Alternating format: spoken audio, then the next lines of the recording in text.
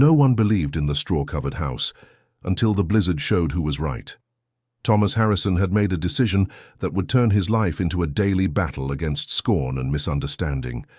At 50, he decided to honor a promise made to his dying grandfather, to build a straw-covered house on the inherited land, using the ancestral techniques he had learned in childhood. It was exactly when he began tying the first bundles of straw onto the roof that he heard the first laughter from the street. The neighbors had gathered on the sidewalk, pointing and making loud comments about Thomas's madness. "Look at that ridiculous thing," said Jennifer, the neighbor from next door, to anyone who would listen. "In the 21st century, a man building a native hut. He must be going through a crisis," added her husband, David. "Soon he'll want to plant cassava in the backyard." Thomas pretended not to hear, but the words cut deep. He kept working, adjusting each bundle with the care his grandpa Edward had taught him 40 years earlier. His hands, though rougher from his work as a carpenter, still remembered the precise movements. With each hammer blow, the laughter grew. A group of children had joined the adults, and some were already throwing small stones toward the construction. "Uncle Thomas has turned into a caveman," shouted a boy of about 10. "Get inside," ordered Thomas, without raising his voice. "And it's not Uncle, it's Mr. Thomas to you." The boy made a face and ran off, but not before shouting louder, "My mum said you've gone crazy." At that moment, Thomas felt the real weight of what he had decided to face. The promise made to his grandfather had seemed simple when Edward was in the hospital, holding his hand and whispering about traditions that must not be lost. Now, faced with the open hostility of the entire neighborhood, the task seemed impossible. But it was exactly this hostility that hardened his determination.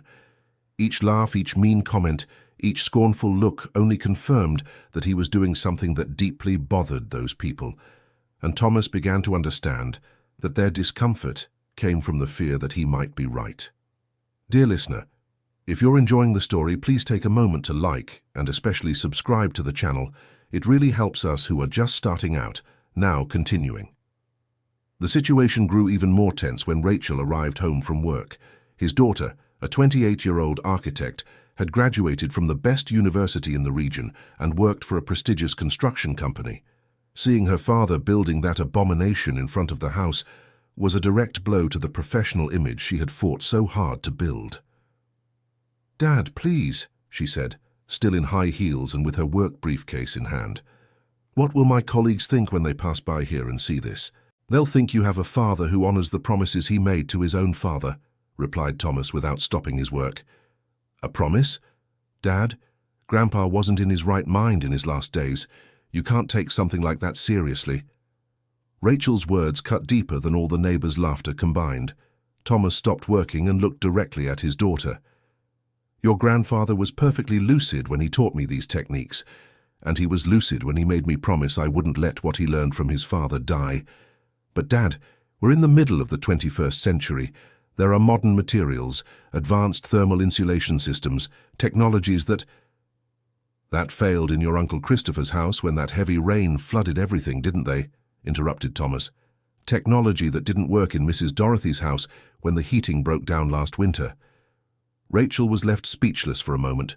She remembered well the problems the family's modern houses had recently faced, but that didn't change the embarrassment she felt watching that structure growing in the backyard. "Dad, I have a reputation to uphold. I work in construction. How am I going to explain to my clients that my father builds a straw house?" "You can explain that your father learned techniques that kept entire families safe for centuries," said Thomas, returning to his work. "Or you can simply say you have nothing to do with his choices." The hurt tone in her father's voice made Rachel feel guilty, but not enough to support the project. She went into the house, slamming the door hard. Thomas kept working until sunset, ignoring the final comments from neighbors returning from work. During dinner, the mood grew heavy. Elizabeth, Thomas's wife of 25 years, tried to remain neutral, but was clearly uncomfortable with the situation. "Honey, maybe Rachel has a bit of a point," she said, serving the beans. "Not that I agree with her rudeness, but is all this trouble worth it? Elizabeth, I promised my grandfather, on his hospital bed, holding his hand. I know, honey, but he's gone now, and you all have to keep living here." In this neighborhood. Rachel seized what she saw as an opening. That's exactly it, Mom. Dad is creating an impossible situation for all of us. Just today, the secretary at the construction company asked me if it was true my father was building a hut in the backyard. A hut? Thomas slammed his fist on the table, making the dishes rattle. A straw house is not a hut. It's a 1,000-year-old building technique used all over the world that nobody uses anymore because there are better things, Rachel exploded. Dad, you're acting like a stubborn old man. The silence that followed was deafening. Elizabeth looked back and forth between her husband and daughter, unsure how to mediate the situation.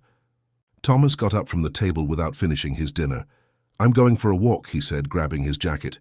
When Thomas left, Rachel turned to her mother. Mom, you need to make him stop this. He's becoming the laughingstock of the whole neighborhood. Honey, you know your father. Once he gets an idea in his head, so you think he's wrong too? Elizabeth sighed deeply. The truth was, she didn't know what to think. On one hand, she respected her husband's determination to honor his grandfather's memory. On the other, she saw the shame her daughter felt and the discomfort the situation was causing the whole family. I think your father is doing what he believes is right, Elizabeth said finally. But I also understand your position. Mom, if he doesn't stop this, I'll have to find another place to live. I can't live like this. Her daughter's threat left Elizabeth even more distressed. The family that had always been united was falling apart over a straw construction. Meanwhile, Thomas walked through the neighborhood streets trying to calm down. Mr. Gerald, the owner of the corner bar, called him over for a beer. So, Thomas, how's the building going? Slowly, but it's going, replied Thomas, accepting the drink. Listen, don't take this the wrong way, but people are talking about what? That you might be going through some problems, you know? Like work stress, that kind of thing. Thomas almost choked on his beer. Mr. Gerald, you've known me for 15 years. Have I ever seemed like an unstable person to you? No. That's exactly why I find this whole straw house story strange. Not that there's anything wrong with it, but a bit out of touch with reality, don't you think? And what would reality be, Mr. Gerald? Building yet another house just like all the others, using the same materials everyone uses without even knowing why? Ah, Thomas, but that's how it works. Things evolve, right? Back in the day, people used carts, now there are cars. Back in the day, people used thatch, now there are ceramic tiles. And who said progress is always for the better? Asked Thomas. Do you remember Mr. Christopher's house that flooded last month? I remember, but that was because of the exceptional rain. A thatch house doesn't flood, not even with exceptional rain. Mr. Gerald grew thoughtful for a moment. That may be, but son, people are saying your daughter is being embarrassed at work. My daughter is being embarrassed because she cares more about what others will think than about her own family. Thomas, don't take this the wrong way, but don't you think you're being a little too hard-headed? Thomas finished his beer in silence and went back home. The conversation with Mr. Gerald had confirmed what he already knew. The resistance wasn't coming just from his family, but from the whole community. And that made everything more difficult. At home, Elizabeth was already in bed reading a magazine. Rachel had locked her bedroom door and was playing loud music. Thomas lay down beside his wife, but he knew she wasn't asleep. Elizabeth, do you really think I'm wrong? I don't think you're wrong, Thomas, but I think maybe there are other ways to honor your grandfather's memory. What do you mean? I don't know. Maybe teach the techniques to other people. Write about it, but without necessarily building the house here in front of everyone. Elizabeth, my grandfather didn't teach me the techniques just so I could talk about them. He taught me so I could use them, and using them means building. But does it have to be here? Couldn't it be somewhere else? This land has belonged to our family for 3 generations. It was here that my grandfather built the first house when he arrived from the countryside. It's here that the new house has to be. Elizabeth didn't say anything else, but Thomas could feel the tension in her body. He knew he was putting the family in a difficult situation, but something inside him couldn't let go of what he had promised. The next morning, when Thomas went out to continue the work, he found an unpleasant surprise. During the night, someone had thrown red paint on part of the construction and had spray-painted "Crazy Man's House" on one of the walls. The vandalism left him furious but also sad. What kind of person does something like that? What kind of hatred was this construction stirring up in people? "Dad, did you see what they did?" Rachel appeared behind him, already dressed for work. For the first time, she seemed genuinely worried, not just embarrassed. "I saw. Dad, this is getting dangerous. You need to stop this construction before something worse happens." "Rachel, if I stop now, they win. And I won't let a bunch of cowards who don't even have the courage to show their faces make me give up on honoring my grandfather." "But Dad, what if they set the house on fire?" Rachel's question revealed a real fear that Thomas hadn't considered. Was it possible someone would go that far? "If it happens, I'll build it again," he said, more to himself than to his daughter. "Dad, this isn't stubbornness. This is madness." Rachel left for work more worried than angry. For the first time, she was realizing the situation could have more serious consequences than simple social embarrassment. Thomas spent the morning cleaning the red paint and repainting the wall. The cleanup work attracted more onlookers, and the comments started again. "He didn't give up this time," said one young man to another. "Worse for him," replied his friend.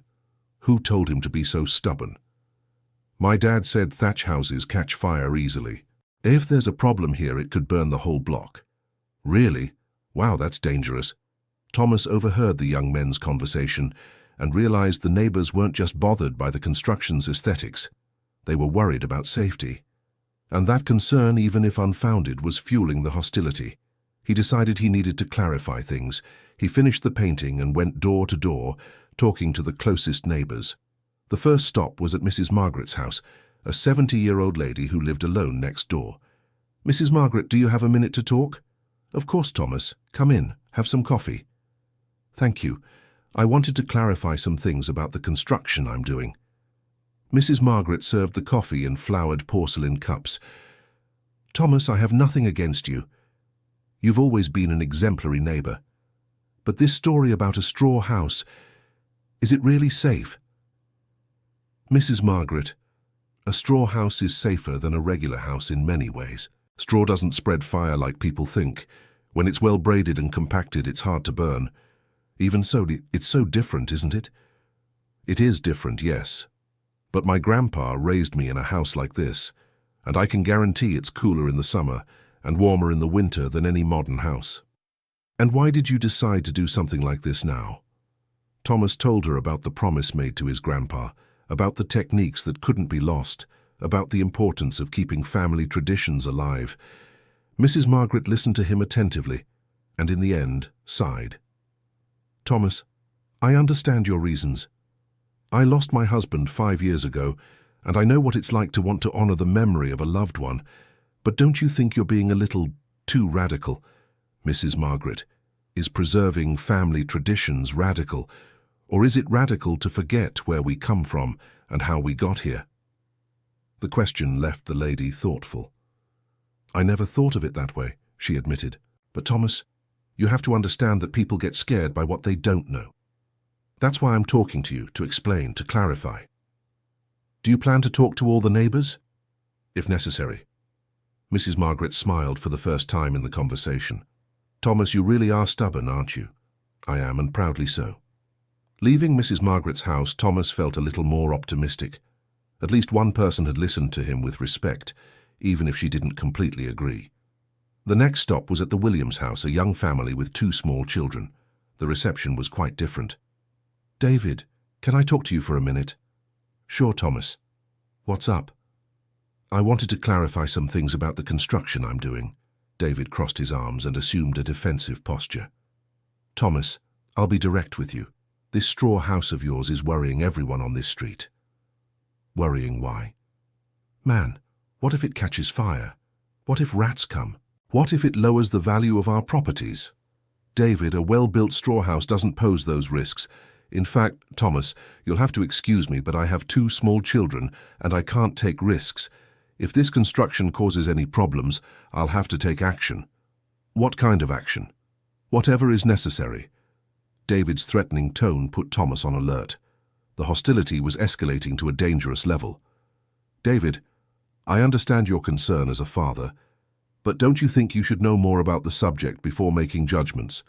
Thomas, I don't need to know details about building an Indian house to know it's something abnormal. An Indian house? David, you're talking about construction techniques used in Europe for centuries. Europe, my foot, Thomas. That's stuff for backward people. The conversation was clearly over. David went inside and slammed the door. Thomas realized that not all neighbors were willing to have a dialogue. Back in the yard, he found Elizabeth talking to Jennifer at the fence that separated the two houses. It's not normal for a man his age to be having these fantasies, Jennifer was saying. Jennifer, please, my husband is not imagining anything, replied Elizabeth, but with little conviction in her voice. Elizabeth, I have nothing against you or against Thomas, but this whole story is bothering everyone. Have you thought about talking to him? I do talk, but he doesn't listen to me. And your daughter, how is she dealing with this?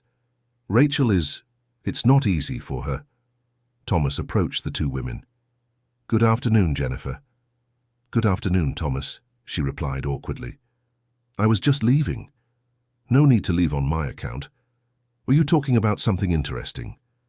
Actually, said Jennifer, gaining courage, we were talking about your construction. That's good. And what is your opinion of it? Thomas, to be very direct, I don't think it's suitable for a residential neighborhood like ours. And what would be suitable? A normal house like all the others. And who defines what is normal, Jennifer? Common sense, Thomas, common sense. To me, common sense is preserving techniques that worked perfectly for centuries. They worked for people who lived in the woods, Thomas, not for people who live in a civilized city. The word civilized sounded like a slap. Thomas felt the anger rising but managed to control himself. Jennifer, which part of my construction do you consider uncivilized? Thomas, I'm not going to argue with you. But I can guarantee one thing. If this construction brings any problems to our block, I will call the city. The city has already approved all the construction paperwork. Everything is in order. Approval is one thing. Suitability is quite another. Jennifer went into the house and Elizabeth was left embarrassed. Elizabeth, do you also think our house isn't suitable for a civilized neighborhood? Thomas, please don't put words in my mouth. I'm not putting them. I'm asking your opinion. My opinion is that you are making our lives harder than they need to be. And what would the alternative be? Give up what I promised my grandfather to please the neighbors? The alternative would be to find a way to honor your grandfather without creating problems for the family.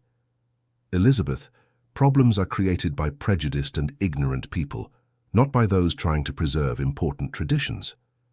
Thomas, you can't expect the whole world to understand and approve of your choices. I don't want approval. I want respect. And at least from my own family, I thought I could expect support.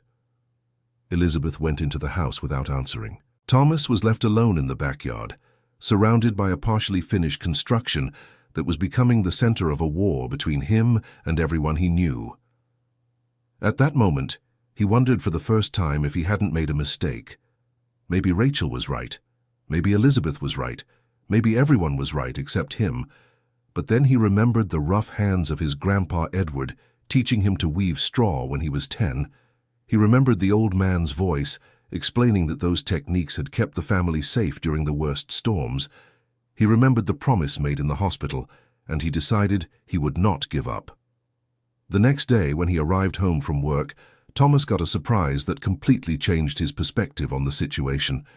At his door, waiting for him, was his Uncle Charles, the younger brother of his grandpa Edward. Uncle Charles, what brings you here? Thomas, my boy, I heard about your construction and came to see it with my own eyes. Charles Harrison was 82 years old, but was still a strong and lucid man. He had moved to the capital after retiring, but kept sporadic contact with the family. Come in, Uncle. The house is yours. First, I want to see the construction. The two walked to the backyard. Charles carefully examined every detail of the structure, running his hands over the straw, checking the bindings, testing the stability. Thomas, who taught you to make these bindings? Grandpa Edward when I was a child. And you remember it exactly? I do, Uncle. Why? Thomas smiled and nodded approvingly. Because it's perfectly right. Every knot, every weave, just like our father taught us. You know these techniques? Know them? Son, I was born in a house like that. I lived the first 20 years of my life in a straw house that my father built with these same techniques. Charles's revelation brought enormous relief to Thomas. Finally, someone who understood what he was doing. Uncle, everyone thinks I'm crazy. Everyone is afraid of what they don't know, said Charles. But let me tell you a story. The two sat on the porch and Charles began. It was 1952. I was 12. A storm came that no one in the region had ever seen the likes of. Rain, wind, hail. The more modern houses in the village all lost their roofs. A masonry house that a merchant had built cracked from top to bottom. And your house? Our straw house didn't lose a single leaf from the roof. It sheltered our family of 8 and 4 more neighboring families who were left homeless. You're sure about that? I'm sure, because it was in that storm that I learned forever the value of these ancient techniques. Charles paused and looked at Thomas's construction. Your grandpa Edward told me he had taught you these things as a child, and he also told me he made you promise to preserve the knowledge. He did, Uncle, but it's being harder than I imagined. Thomas, do you think preserving important traditions has ever been easy in history? No, People always resist what's different, especially when it's something that makes them question their own choices. How so? Son, you live in a neighborhood where everyone spent fortunes building identical houses, using expensive materials, hiring companies. Then you show up, building with your own hands, using natural materials, doing something different. That bothers people because it shows there are other possibilities. Charles's explanation made sense. The neighbors' hostility perhaps wasn't just prejudice, but a form of defense against the idea that their own choices might not have been the best. Uncle, do you think I'm right? Thomas, I think you are honoring a promise made to a man who deserved to be honored, and that in itself already puts you on the right side of history. At that moment, Elizabeth appeared on the porch. Mr. Charles, what a surprise! Elizabeth, my dear, how are you? Well, Mr. Charles, well, did you come because of the construction? I did indeed, and I can tell you one thing. Your husband is doing the right thing. Elizabeth looked visibly surprised. You think so? I'm absolutely certain. And if you knew what I know about straw houses, you'd think so too. What do you know? Charles repeated the story of the 1952 storm to Elizabeth. He added other details. How straw houses were naturally cool in summer and warm in winter, how they resisted moisture better, how they were cheaper to maintain. But Mr. Charles, said Elizabeth, nowadays there are modern materials that... Elizabeth, modern material is one thing. Efficient material is another.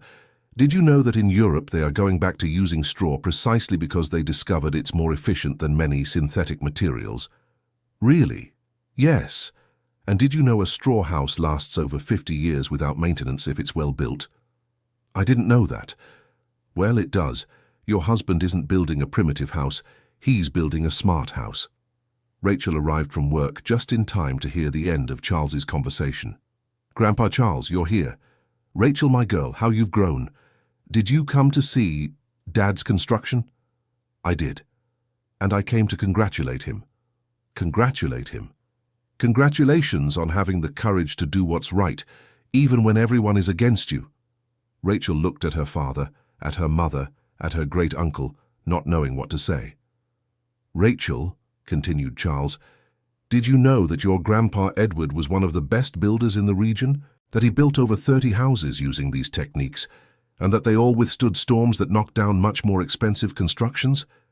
No, I didn't know that. Well, he did. Your father is preserving valuable knowledge that our family developed over generations, and you should be proud of that. But Grandpa Charles nowadays what, girl? Nowadays people think everything old is bad and everything modern is good. You, as an architect, should know that's not true. Rachel blushed. She knew Charles was right, at least in part. In college, she had learned about sustainable architecture, natural materials, traditional techniques. But theory was one thing. Seeing her father building that in front of the house was another. Grandpa Charles, the problem isn't the technique itself, it's that people don't understand. And what is your responsibility when people don't understand something important? What do you mean? Your responsibility is to educate, Rachel, not to hide or be ashamed. Charles had a sudden idea. Rachel, why don't you do your part in this construction? My part? You're an architect. Why don't you document the process? Do a technical study? Show your colleagues and clients that there's science behind these techniques? I never thought of that. Think about it now. Instead of being ashamed of your father, take the opportunity to learn something from him. Charles's suggestion planted a seed in Rachel's mind. She had never considered her father's construction from a professional point of view. She had always seen it only as a source of embarrassment. Dad, she said hesitantly, would you let me spend a few days on the construction site to better understand how it works? Thomas almost fell off his chair in surprise. Of course, honey. Of course I will. But I want to really understand, not just watch. Then you'll have to get your hands dirty. Okay. Elizabeth was watching this transformation with a mixture of relief and surprise. Charles's arrival had completely changed the family dynamic in a matter of hours. Mr. Charles, she said, will you stay for dinner? Yes, I will. And I'll stay for the next few days too, if you'll have me. I want to help Thomas finish this build. You still know how to build? Elizabeth, you never forget. It's like riding a bike. That night during dinner, Charles told family stories that even Thomas didn't know. He talked about their great-grandfather who had arrived from Europe with these techniques. He talked about the rural communities where straw houses were the norm, not the exception. He talked about the practical wisdom that had been lost with urbanization. Rachel listened to everything with growing interest. For the first time, she was seeing her father's construction not as an eccentricity, but as the preservation of a technical and cultural heritage. Grandpa Charles, she asked, do you think these techniques could be used in modern projects? Not only could they be, but they should be, answered Charles. The world is rediscovering the importance of sustainable construction, and there's nothing more sustainable than using local, renewable materials that don't require energy to be produced. That's true. In college we studied that, but always with examples from other countries. Exactly. Here in the United States, we had these techniques long before they became trendy in Europe. We only abandoned them because we thought everything from abroad was better. The conversation continued late into the night. When they went to sleep, Thomas felt more optimistic than he had since the construction began.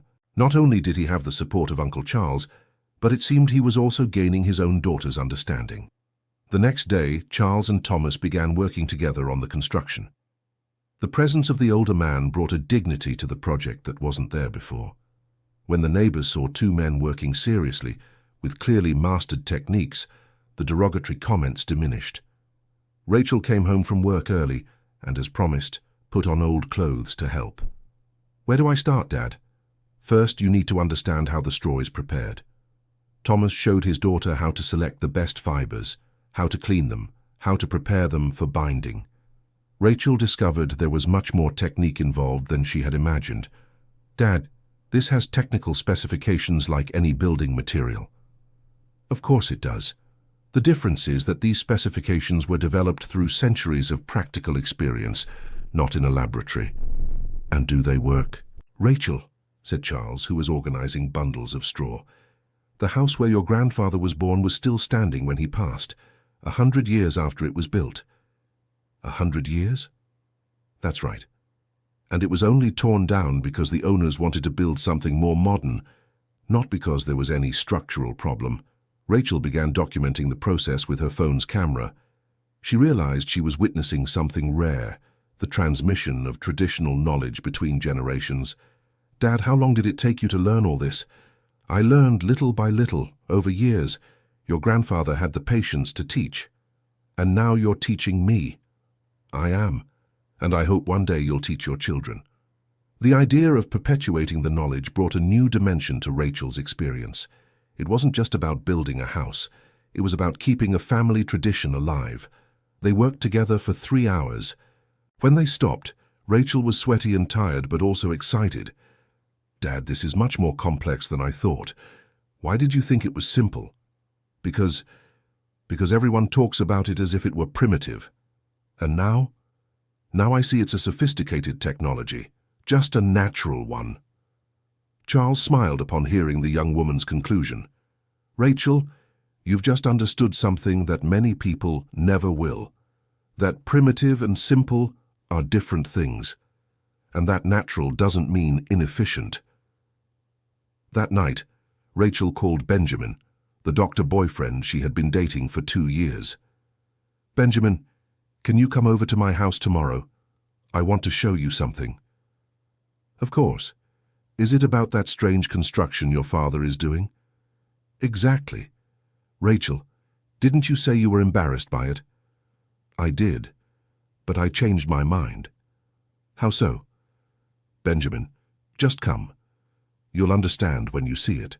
The next day, Benjamin arrived just as Thomas and Charles were working on the most visible part of the construction, the final binding of the roof. The house already had a defined shape, and it was clear it would be a solid, well-planned structure. "Benjamin," said Rachel, "this is my father, Thomas, and this is my great-uncle, Charles." "Nice to meet you," said Benjamin, greeting them both. "Are you building a straw house?" "We are," replied Charles.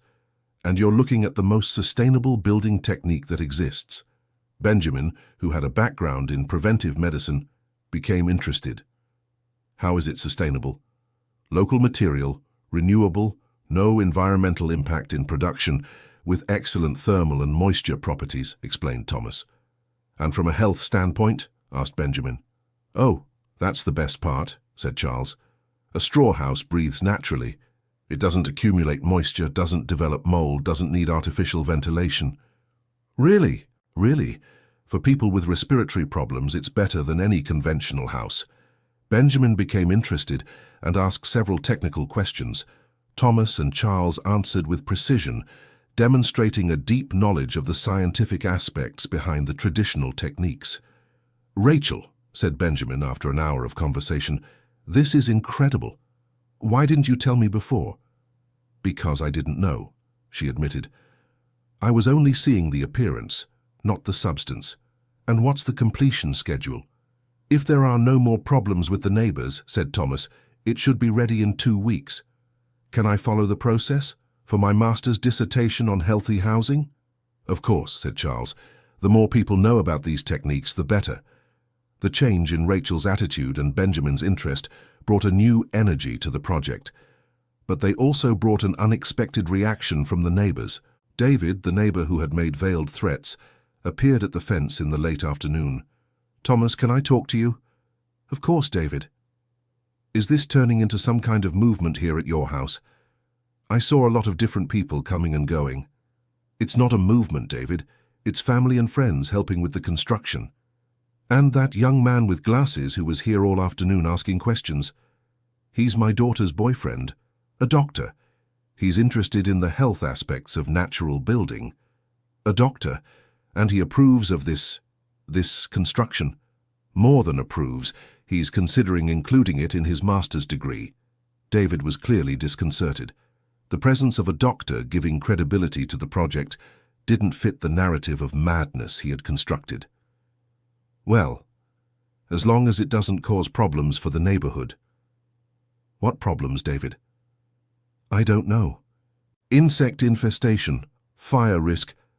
"David," Charles intervened, "a well-built straw bale house doesn't have those risks. In fact, it has less risk than conventional construction." "And you are?" "Charles Harrison, Thomas's grandfather's brother, a builder with 60 years of experience." 60 years? That's right. And I can guarantee this construction is being done with techniques tested and approved for generations. David didn't know what else to say. The presence of an older man, clearly experienced and respectable, undermined the foundation of his arguments. "Well, I just hope everything goes well." "It will," said Thomas. "And if you want, you can come see it up close. We're always willing to explain the process." David nodded and left, but was visibly unsettled. The situation was slipping from the control he thought he had. That night, Jennifer appeared at David's house to talk. "David, did you see that people from outside are coming to see that construction?" "I saw. Even a doctor showed up there." "A doctor? What do you mean?" "Thomas's daughter's boyfriend, a doctor doing a master's degree, said he's interested in the construction." "That can't be." "It is. I heard him asking technical questions myself." Jennifer was confused. If a doctor was interested, maybe she was wrong about the health risks. And that older gentleman who showed up? Thomas's uncle, an experienced builder, said he has 60 years of experience with this type of construction. 60 years, yes. And by the way he talks, he really seems to know his stuff. Jennifer left David's house more confused than when she had entered. The simple narrative of crazy construction was getting complicated with the presence of respectable people supporting the project. The next day, Mrs. Margaret appeared at Thomas's house. "Thomas, can I talk to you?" "Of course, Mrs. Margaret. Come in." "Actually, I wanted to talk outside, seeing the construction." The two walked to the backyard where Charles was working alone. "Mr. Charles, right? I'm Margaret, the neighbor next door." "Pleasure, Mrs. Margaret." "Thomas, I came to ask a somewhat delicate question." "Go ahead." "Yesterday, I talked with Jennifer and David. They're saying there might be outsiders coming to study your construction." "There might be, yes. Why?" "Because, well, if it's true that this is a good thing, then I'm missing an opportunity." "An opportunity for what?" "To learn. Thomas, I'm 70 years old. I've seen many fads come and go. But if what you're doing is really better, I want to know." Mrs. Margaret's sincerity touched Thomas. "Mrs. Margaret, you are always welcome here, and always welcome to ask whatever you want. Then explain one thing to me. Will this house really be cooler in the summer?" "It will," replied Charles. "The straw works as a very efficient natural insulator, and warmer in the winter." "That too. The material keeps the internal temperature stable regardless of the outside temperature. And is it true that it doesn't get termites?" "It's true," said Thomas. "Well-dried and well-woven straw doesn't attract termites, and it doesn't catch fire easily." "On the contrary," said Charles, "compacted straw is hard to burn, harder than wood." Mrs. Margaret asked several other questions. Charles and Thomas answered them all with patience and technical knowledge. In the end, she was visibly impressed. "Thomas, I owe you an apology." "Why, Mrs. Margaret?" "Because I judged your construction without knowing it. And that's not right." "You don't owe me any apology. It's natural for people to be wary of what they don't know. But it's not right to be wary without at least trying to understand." Mrs. Margaret said goodbye, promising to tell other neighbors what she had learned. Her change of attitude set an important precedent. The first neighbor to move from skepticism to support. Dear listener, if you're enjoying the story, take a moment to leave a like and especially subscribe to the channel. It helps us a lot who are just starting out. Now continuing. That afternoon, Thomas received an unexpected visit. Christopher, his younger brother, had shown up unannounced. "Christopher, what a surprise. Thomas, we need to talk." Christopher's serious tone left Thomas worried. "Of course, come in. I'd rather talk out here. About this construction of yours." Thomas realized Christopher hadn't come to support him. "What do you want to know?" "I want to know what got into your head to do something like this." "Christopher, I've explained to everyone. I'm honoring a promise I made to our grandfather." "Thomas, our grandfather was old, sick. He wasn't thinking straight when he asked for this." "Christopher, he was perfectly lucid." "And by the way, who said you can judge our grandfather's mental state?" "Thomas, I didn't come to fight. I came as a brother worried about you." "Worried about what?" "Man, you've become the laughingstock of the whole town. People are saying you've had a breakdown." "What people?" "Everyone, Thomas. At my job, people keep asking if it's true my brother is building an Indian house." "And what do you tell them?" "That you're going through a rough patch." Thomas felt as if he'd been punched in the stomach. Even his own brother was against him. "Christopher, what rough patch? I'm fine, I'm working normally, I'm honoring a family promise." "Thomas, building a straw house in the 21st century isn't honoring a promise, it's stubbornness. Or maybe you're the one afraid that I'm right." "Right about what?" About the fact that modern things aren't always better than the old ones. Christopher shook his head impatiently. Thomas, you can't want to go back to the past. The world has evolved. Things have improved. Improved? Christopher, do you remember your house that flooded last month? That was because of an exceptional rain. A straw house doesn't flood, Christopher, regardless of the rain. Thomas, stop it. You're talking like a fanatic. A fanatic about what? About preserving techniques that work? Thomas, I'll be direct with you. The whole family is worried. What family? Our cousins, our uncles. Everyone is talking about this obsession of yours. Obsession? Yes, obsession, because it's not normal for a man your age to abandon reason to go around playing Indian. The word playing was the last straw for Thomas. Christopher, get out of my house. Thomas, get out. Now. Brother, I'm just trying to help you. I don't need your help. And if the rest of the family thinks like you, they can do without my help too. Christopher left, but stopped before opening the gate. Thomas, when you come back to reality and want to talk like a grown-up, call me. Thomas was left alone in the backyard, feeling the weight of family rejection. The neighbors' hostility wasn't enough. Now he also had to deal with the disapproval of his own relatives. Charles appeared on the porch, drawn by the argument. Thomas, I heard part of the conversation. Was that your brother? He was, and apparently he isn't anymore. Son, family is sometimes the hardest thing to deal with. Uncle Charles, am I really wrong? Is everyone else right and am I the only crazy one? Charles sat down next to Thomas and was silent for a moment. Thomas, let me tell you another story. Go ahead. When I was young, I had a neighbor who insisted on planting fruit trees on his lot, right in the middle of the city. Everyone thought he was crazy. They said trees were for the countryside, that they didn't belong in the city, that they would attract pests. And then, he kept planting. He planted mango, he planted jackfruit, he planted avocado. The neighbors complained, the city council gave him trouble, his family was ashamed. What happened? 10 years passed.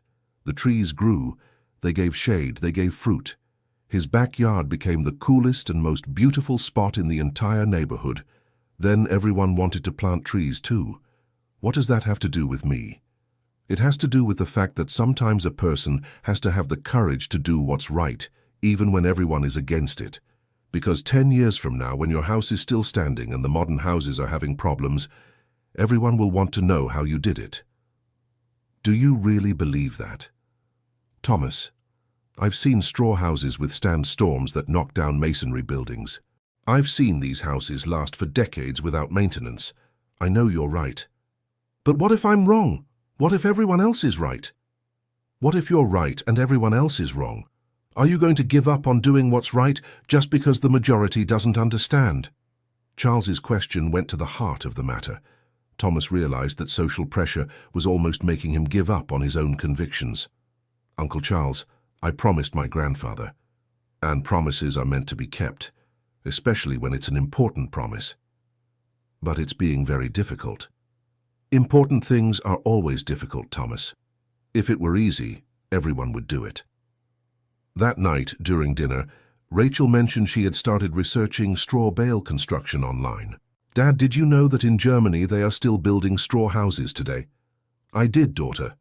And that in England there's an association of builders specialized in straw? I didn't know that one.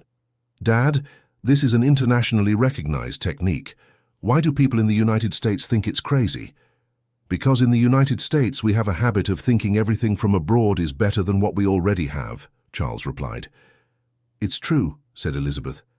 We've always been like that. Mum, are you changing your mind about the construction? I don't know if I'm changing my mind, Rachel, but I'm understanding your father's reasons better. Thomas was surprised. Elizabeth had been diplomatically neutral from the start, but this was the first time she showed some understanding. Elizabeth, what made you change? Several things. Your Charles's explanations, Benjamin's interest, your research, Rachel, and especially seeing the dedication you're putting into this.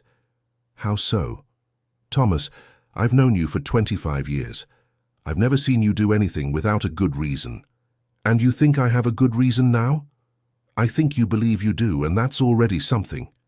It wasn't exactly enthusiastic support, but it was much more than Thomas had expected. At least at home, things were improving. The next day, Thomas had a surprise when he got home from work. Benjamin was in the backyard, talking animatedly with Charles and taking measurements of the construction. "Benjamin, what are you doing?" "Thomas, I hope you don't mind. I'm collecting data for my dissertation." "What kind of data?" "Internal temperature, relative humidity, air circulation. I want to compare it with a conventional house." "And do you have results already?" "I do. And they are impressive." "How so?" Benjamin showed his notes to Thomas. "Look, it's 90 degrees outside. Inside your conventional house, 82 degrees with the air conditioning on. Inside here, in the straw construction, it's 75 degrees naturally." "Really?" "Really, the straw is working as a perfect thermal insulator." Charles smiled with satisfaction. "Didn't I tell you, Thomas?" "And there's more," continued Benjamin. "The relative humidity in here is ideal for respiratory health. Not too dry, not too damp. Naturally controlled." "And what does that mean?" "It means your house will be more comfortable and healthier than any conventional house, without spending any energy." Thomas felt moved. Finally, he had scientific data proving what his grandfather had taught him through experience.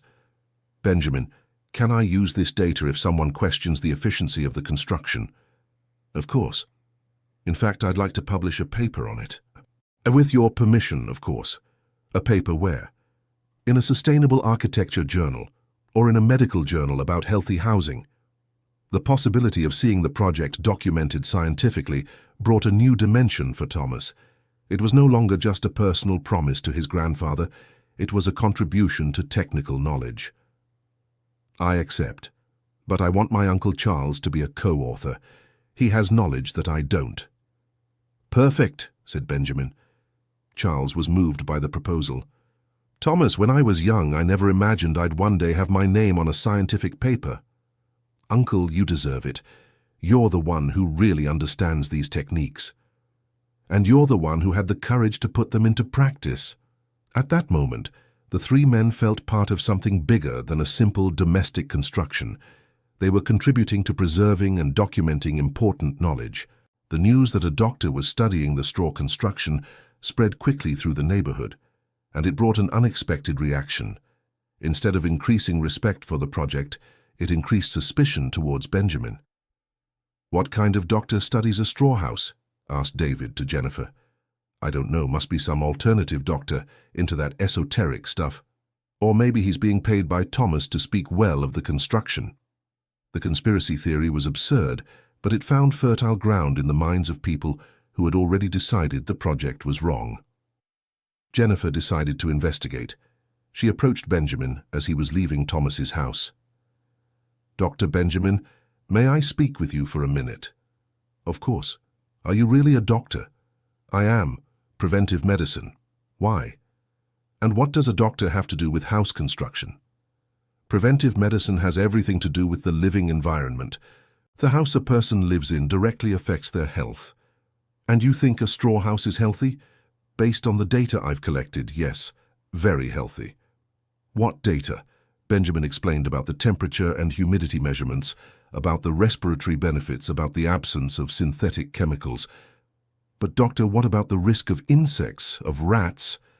"Ma'am, a well-built house doesn't have those risks, and a straw house, being naturally dry, attracts fewer insects than a conventional house." "Are you sure about that?" "I have scientific data proving it." Jennifer was left without arguments. The presence of a real doctor, with real data, destroyed all the theories she had created to justify her opposition.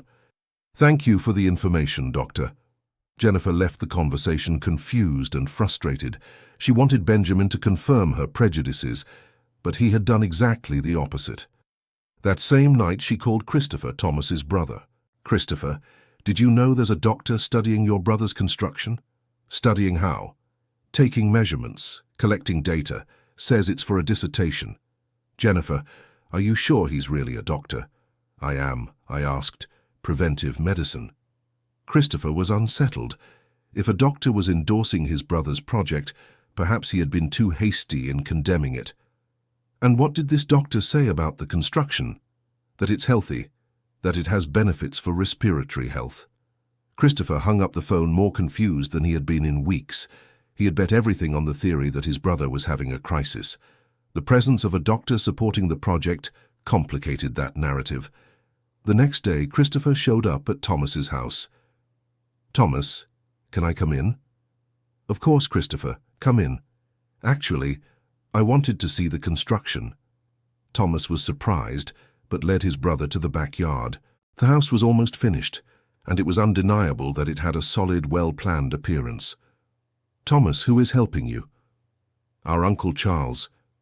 "Do you remember him?" "Charles, Grandpa Edward's uncle." "That's the one.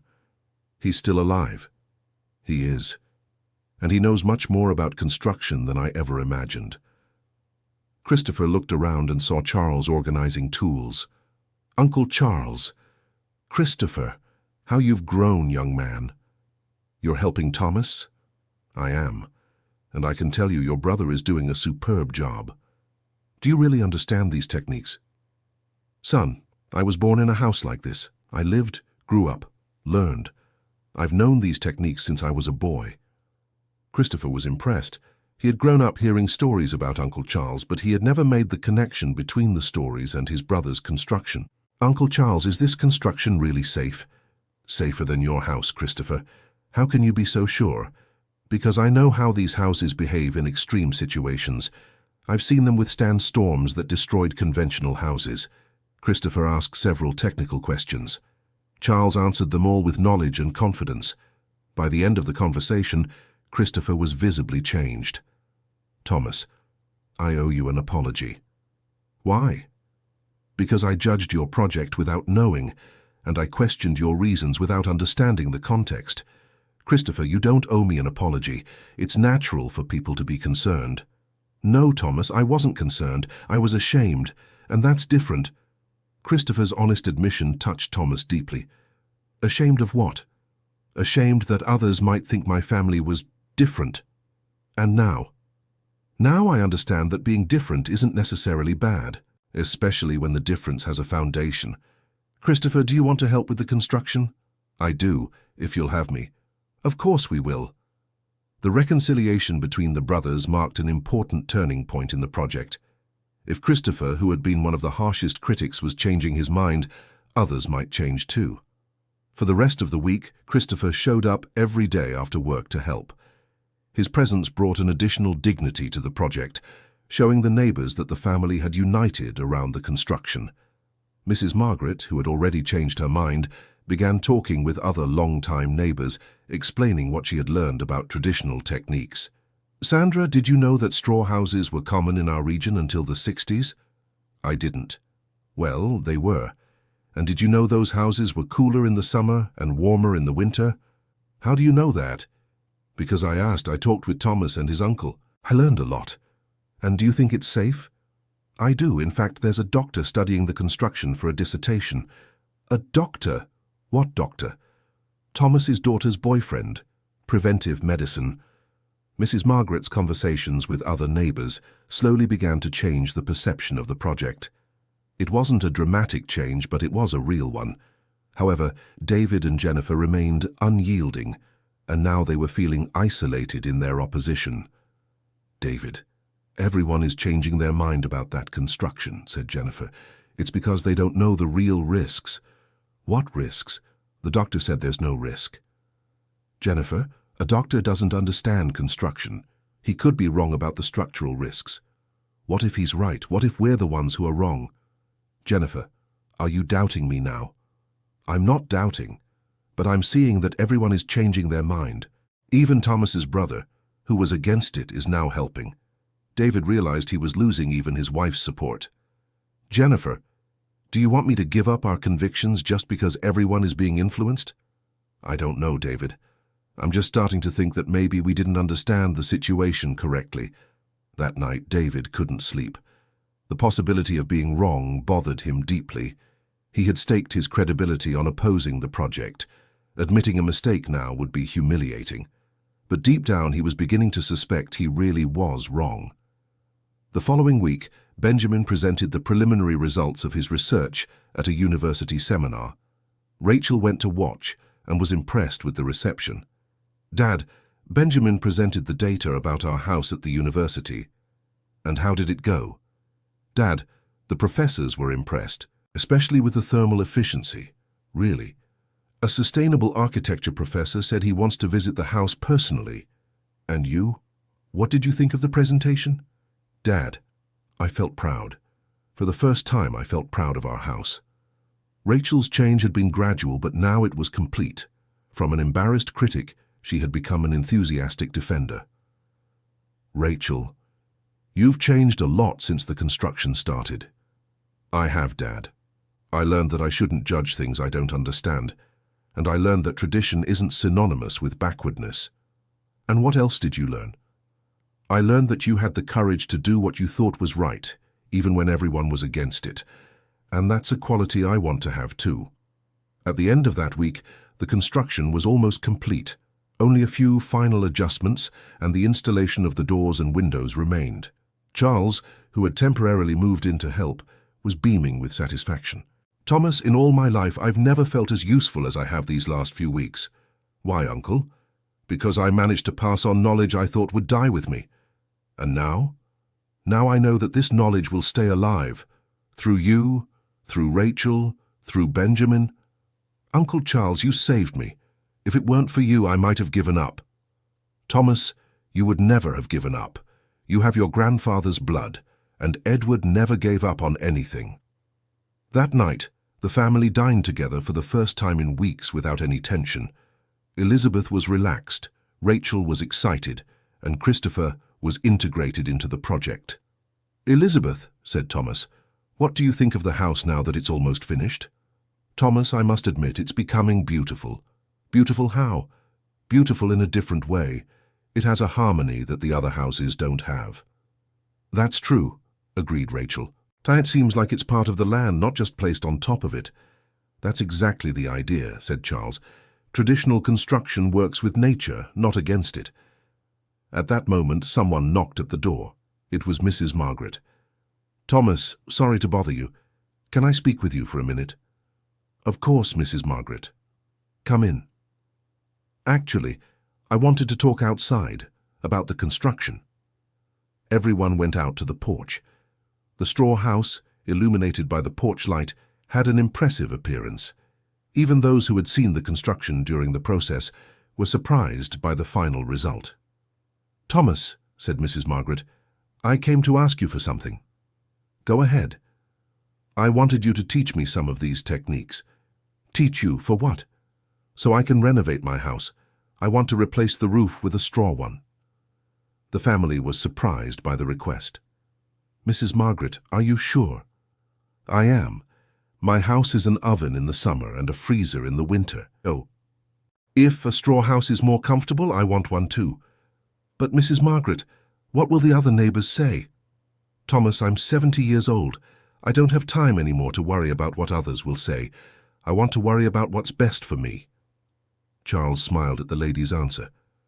"Mrs. Margaret, you have the right spirit to learn these techniques. So, you'll teach me?" "Of course we will," said Thomas. "It will be a pleasure." Mrs. Margaret's decision set an important precedent. If one neighbor was interested in replicating the technique, perhaps others would be too. And that's exactly what happened. In the following days, other neighbors began asking more specific questions about costs, techniques, benefits. Mr. Gerald, the bar owner, was the next to show interest. "Thomas, that house of yours is really turning out nice." "Thank you, Mr. Gerald. And is it true that it's cooler in the summer?" "It's true. Want to check it out personally?" "May I?" "Of course." Thomas took Mr. Gerald inside the structure. Even with the strong midday sun, the interior was cool and pleasant. "Wow, Thomas, it's nice and cool in here. And without air conditioning. How is that possible?"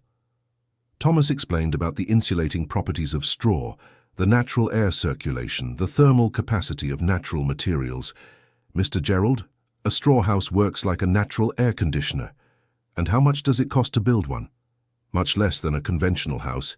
The materials are cheap and the work can be done by the person themselves." Thomas, would you be willing to teach me how to make a straw roof for my bar? I would, but why? Man, the bar's air conditioning is costing a fortune in electricity. If I can make the place cooler naturally, I'll save a lot of money. The prospect of commercial application of the techniques hadn't occurred to Thomas, but it made perfect sense. Mr. Gerald, I'll talk with my Uncle Charles. He'll love to help. Uncle Charles is that older gentleman who's always around here. Yes, he's an expert in these techniques. Introduce me to him. I want to talk personally. That afternoon, Charles and Mr. Gerald had a long conversation about commercial applications of traditional techniques. Charles became enthusiastic about the possibilities. Thomas, do you know what this means? What? It means the techniques can be economically viable. If business owners start seeing financial advantages, they'll adopt them quickly. You think so? I'm sure, and when that happens, you'll be at the forefront of an important movement. The prospect of leading a movement, rather than just honoring a personal promise, brought a new dimension to Thomas's project. That night he talked with Elizabeth about the possibilities that were opening up. Elizabeth, it seems like our construction is sparking interest from several people. I noticed Mrs. Margaret wants to learn, Mr. Gerald wants to apply it to his business. What if this really becomes a movement? What if people start looking for alternatives to conventional construction? That would be good, don't you think? It would be great, but it would also be a big responsibility. Responsibility how? Elizabeth, if people start coming to me to teach these techniques, I'll have to know much more than I do today. Then learn. Your Uncle Charles can teach, you can research, you can study. That's true, and there's one more thing. What? If this becomes a movement, I will have proven that my grandpa was right, and that all the people who criticized me were wrong. Thomas, you're not doing this to prove anything to anyone, are you? No, I'm doing it to honor my grandpa, but I admit it would be satisfying to prove the critics wrong. Just be careful not to let yourself be carried away by pride. What do you mean? Thomas, you've always been a humble person. Don't let success change that. Elizabeth's advice was sensible. Thomas realized he really was feeling a bit superior toward the neighbors who had criticized him. Elizabeth, you're right. What's important is to honor my grandpa and help preserve these techniques. The rest is a consequence. The next day, Thomas received an unexpected visit. Dr. Peterson, a professor of sustainable architecture from the university, had come to see the construction in person. Mr. Thomas, I'm a professor at the university and Benjamin's advisor. I came to see your house. Welcome, Professor. Come in. Actually, I'd like to examine the construction first, if you don't mind. By all means. Dr. Peterson spent 2 hours examining every detail of the construction.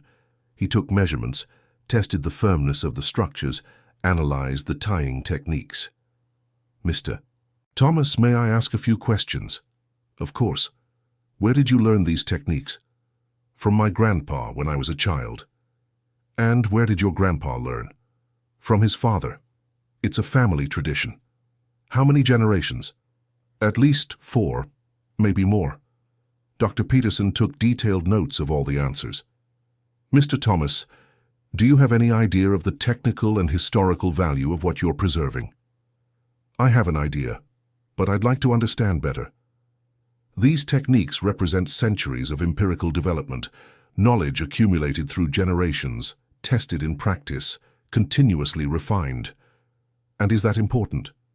It's extremely important. In academia, we're always looking for sustainable construction solutions. And here you are applying solutions that have already been tested and approved over centuries. Professor, do you think these techniques could be applied on a larger scale? Not only could they be, but they should be. With some adaptations to meet modern standards, they could be used in public housing, rural construction, sustainable projects. The conversation with Dr. Peterson opened Thomas's eyes to the academic and social implications of what he was doing. Professor, would you be interested in developing some project based on these techniques?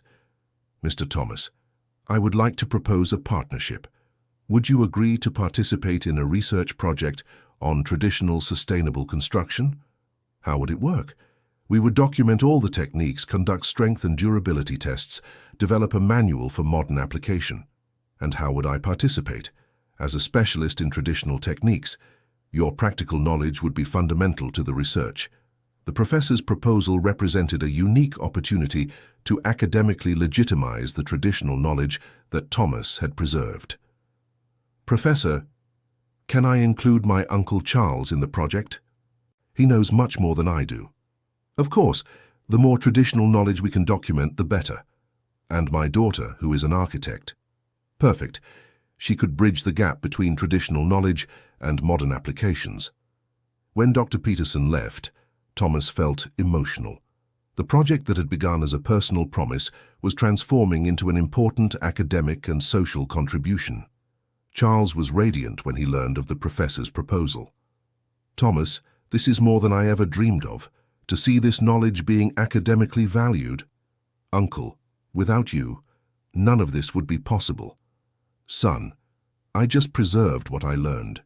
You had the courage to apply it. Rachel was also excited about the possibility of participating in the research project. Dad, this could change my professional career. Sustainable architecture is the future of the profession. And you'll be at the forefront of the movement. I will. Thanks to you. Christopher, who had become an enthusiastic supporter, suggested the family organize a public presentation of the house when it was completely finished. Thomas, why don't we have an official opening? We invite the neighbors, explain the techniques, clear up any doubts. Christopher, do you think people would come?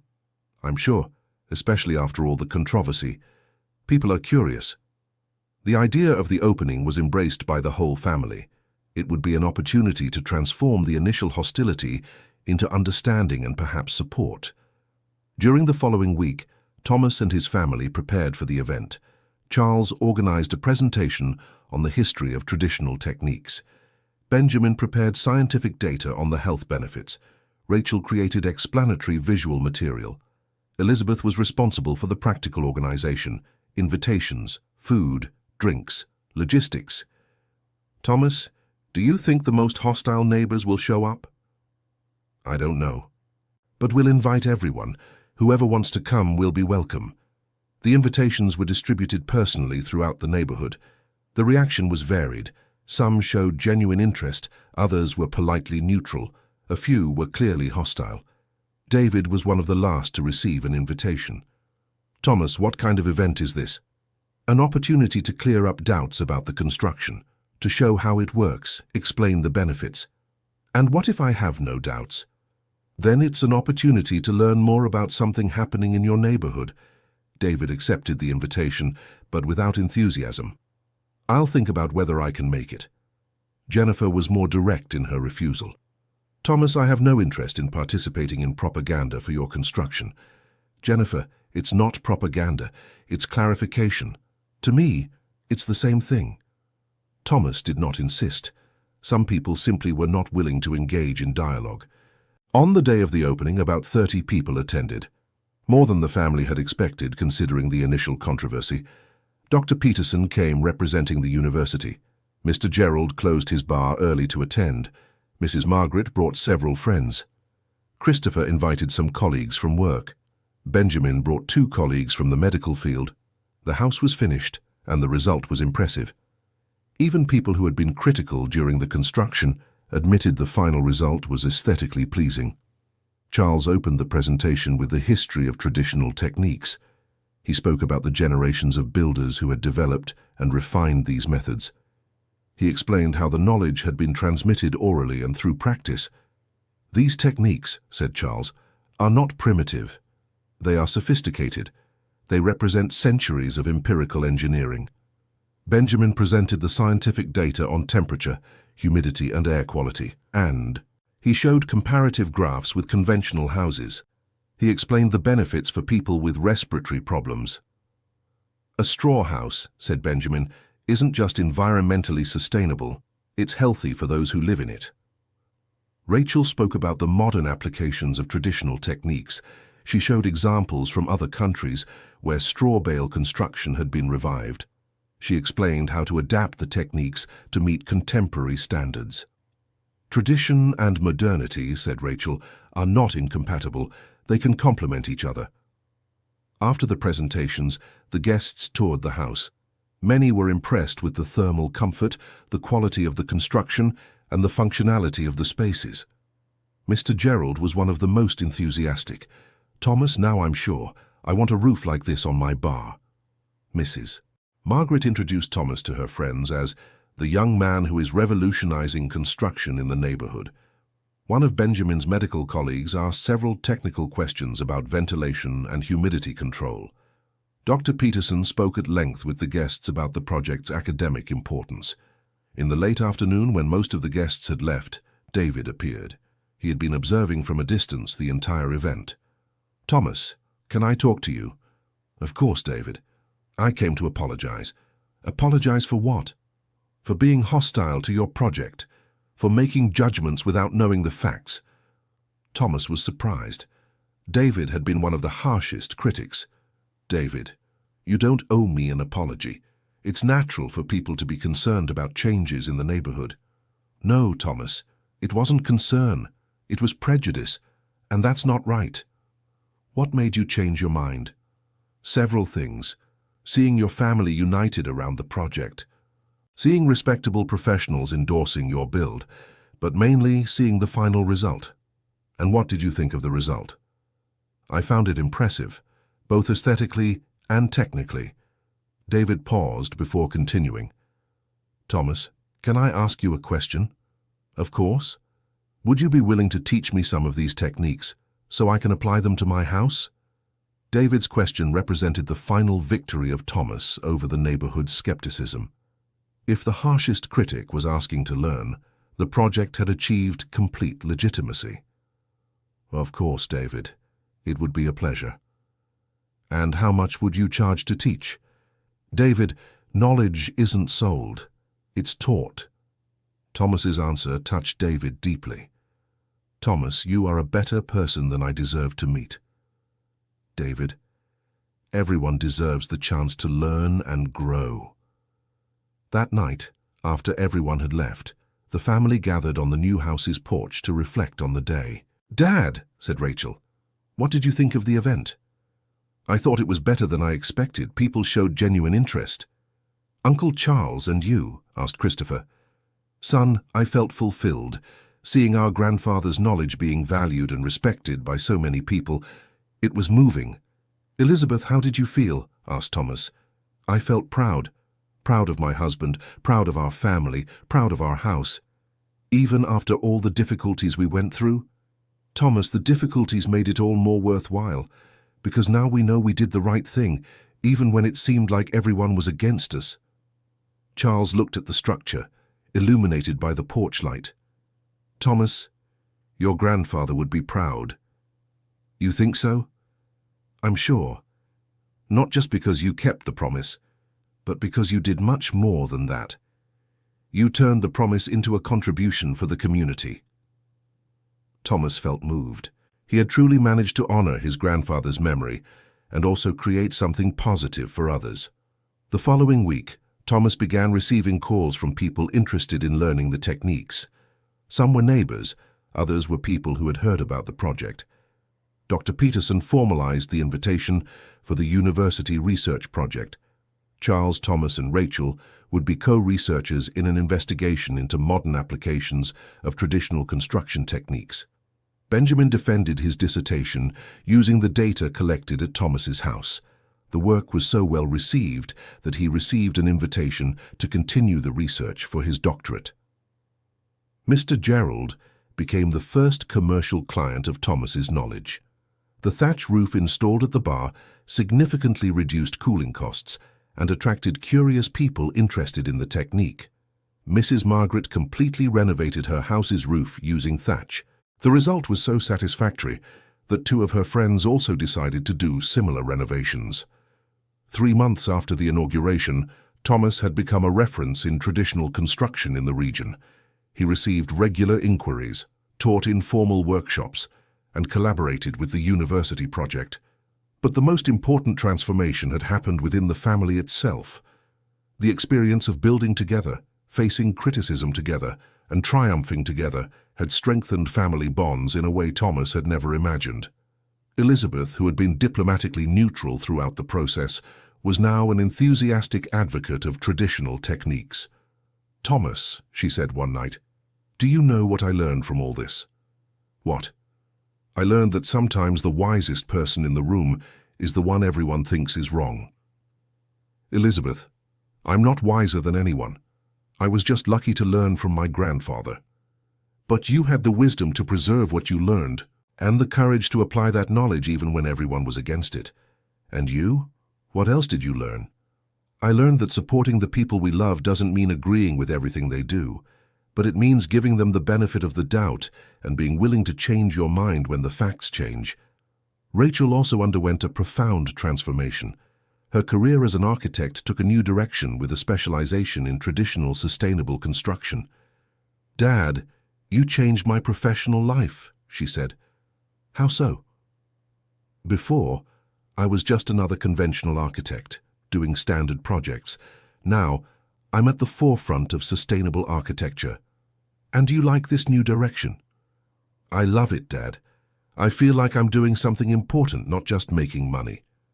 Christopher discovered an unexpected passion for traditional techniques. He began attending the workshops Thomas taught and became a competent assistant. "Thomas," he said during one of these workshops, "do you know what I think now when I look at our house?" "What?" "I think it represents the courage to be different when being different is necessary." "Why necessary?" "Because the world needs people who question the status quo, who show that there are better alternatives." Charles, who had planned to stay only a few weeks, decided to move permanently to be near the family. "Thomas, at 82, I've found a new purpose in life." "What purpose, Uncle?" "To ensure this knowledge isn't lost again, to teach as many people as want to learn." "And you don't get tired?" "Son, when you're doing something you love, age is just a number." 6 months after the inauguration, the Thatch House had become a local attraction. Architects, students, and curious people came regularly for technical visits. Thomas organized these visits in an educational way, always explaining not just the techniques, but the philosophy behind them: respect for traditions, environmental sustainability, self-sufficiency, community. On one of these visiting days, a group of young architects from New York appeared. "Mr. Thomas," said the group leader, "we came to see your project because we heard it represents a quiet revolution in sustainable architecture." "Revolution?" laughed Thomas. "It's not a revolution, it's preservation." "How so?" "These techniques have existed for centuries. If it's revolutionary to use them today, it's because we've lost touch with our own tradition." "And do you think we can regain that touch?" "I think we must. Not to go back to the past, but to bring the best of the past into the future." The visit from the architects from New York resulted in an invitation for Thomas to speak at a national sustainable architecture conference. "Dad," said Rachel when she heard about the invitation, "are you going to accept?" "I don't know, daughter. I've never spoken in public to a large audience." "Dad, you have an important message to share." "What message?" "That tradition and innovation can go hand in hand. That sustainability isn't a trend, it's a necessity. That folk knowledge has scientific value. Do you think I would know how to talk about these things?" "Dad, you live these things, and that's more important than knowing how to talk about them." Thomas accepted the invitation to give the lecture. The experience was transformative, both for him and for the audience. He spoke about the promise made to his grandfather, about the resistance he encountered, about the construction process, about the results achieved, but mainly, he spoke about the importance of preserving traditional knowledge in a time of rapid change. "I'm not here to say that everything old is good," he told the architects. "I'm here to say that not everything old is bad, and that before throwing away techniques that worked for centuries, we should study them better." The lecture was received with enthusiasm. Several architects expressed interest in future collaborations. Some asked to visit the house personally. When he returned home, Thomas found a surprise. The neighborhood had organized a small welcome party. "Thomas," said Mrs. Margaret, representing the neighbors, We are proud to have in our neighborhood someone who is changing American architecture. Mrs. Margaret, I'm not changing anything. I'm just preserving. Well, that's exactly what needs to be changed, said David. We need to stop discarding valuable knowledge just because it's old. David's transformation had been one of the most remarkable. From a fierce critic, he had become one of the greatest enthusiasts of traditional techniques. David, what made you change your mind so much? Thomas, when I saw the practical results of your construction, I realized my prejudices had no basis in reality. And now I'm learning that questioning prejudices is the first step to growing as a person. That night, gathered in the straw house, the family reflected on the journey they had taken. Dad, said Rachel, when it all began, did you imagine you would get this far? No, daughter. When I started, I just wanted to honor my grandfather. I didn't imagine it would be so complicated or that it would have so many positive consequences. And if you had imagined the difficulties, would you have given up? I don't know. Maybe. That's why it's good that we don't know what awaits us when we start something important. Why? Because if we knew, perhaps we wouldn't have the courage to begin. Elizabeth reflected on her husband's answer. Thomas, do you think all the hardship we went through was worth it? Elizabeth, it wasn't hardship, it was growth. A family that grows together through difficulties comes out stronger. That's true. Today I feel closer to you all than I've ever felt. Christopher agreed. It's impressive how a construction project can unite a family and transform a community. Actually, said Charles, it wasn't the project that did that. It was Thomas's determination to do what he thought was right, even when it seemed impossible. Uncle Charles is right, said Rachel. What changed everything was Dad's courage to follow his convictions. Thomas felt moved by the family's recognition. Everyone, I just kept a promise. You're the ones who gave me strength to continue when I wanted to give up. And when did you want to give up? Asked Elizabeth. Several times, mainly when the criticism was very strong and when even the family seemed to be against it. And what made you continue? The memory of my grandfather's hands teaching me how to tie the straw, and the certainty that he trusted me to preserve something important. 1 year after construction began, Thomas received a letter that moved him deeply. It was from the American Association of Sustainable Architecture, informing him that he had been chosen to receive the Award for Preservation of Traditional Techniques. Dad, said Rachel upon reading the letter, you won a national award. Why? For preserving and promoting traditional sustainable construction techniques. But I didn't do anything extraordinary. I just built a house. Dad, you preserved knowledge that was being lost. You educated a community, inspired a new generation of architects, proved that tradition and modernity can coexist. The award ceremony was held in Washington, D.C. The whole family traveled to attend. When Thomas went on stage to receive the award, he thought of his grandpa, Edward. He imagined the old man smiling, proud to see that the promise had not only been kept, but had transformed into something much greater.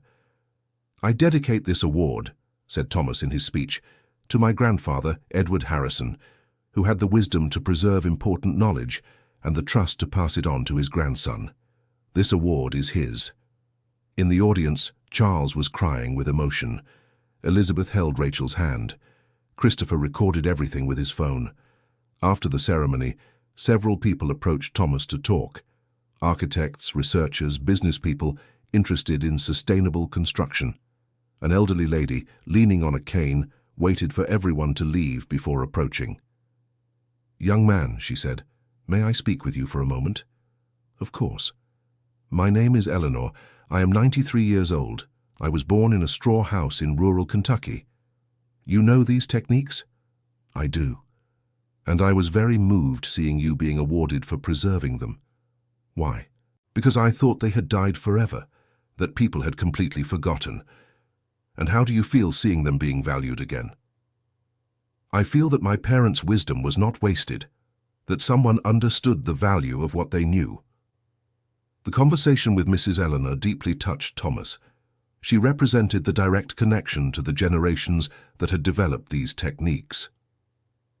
Mrs. Eleanor, would you be willing to teach me some things you learned from your parents? Young man, it would be an honor. I thought I would never have the chance to talk about these things again. Well, now you do. And there are people willing to listen and learn. Mrs. Eleanor became another collaborator in the preservation project that had been born from Thomas's promise to his grandfather. Back home, the family discussed the next steps. "Dad, what do you intend to do now?" asked Rachel. "Continue teaching, continue learning, honor my grandfather's memory in the best way possible. And concretely? Concretely, we will expand the workshops. We will document more techniques. We will form a network of people interested in preserving this knowledge. Like a school, like a community of people who understand the value of tradition and want to preserve it." The idea of the community took shape in the following months. Thomas, Charles, Rachel, and a growing group of collaborators created the Edward Harrison Institute for the Preservation of Traditional Techniques. The institute offered courses, documented knowledge, researched modern applications, and connected people interested in traditional sustainable construction. The Straw House became the institute's informal headquarters, welcoming visitors from across the country. 2 years after construction began, Thomas received a phone call that surprised him. It was from a television producer interested in making a documentary about his project. "Mr. Thomas, we believe your story can inspire many people to value their own family traditions." "My story isn't anything special," said Thomas. "It's just about a man who kept a promise to his grandfather." "That's exactly what makes it special, Mr. Thomas. In a time when people quickly discard traditions, your story shows the value of preserving them." The documentary was produced over 6 months. It showed the entire construction process, interviewed neighbors who had changed their minds, and recorded testimonies from experts on the importance of traditional techniques. When the documentary aired nationally, Thomas became a public figure. He received hundreds of letters from people who had been inspired by his story.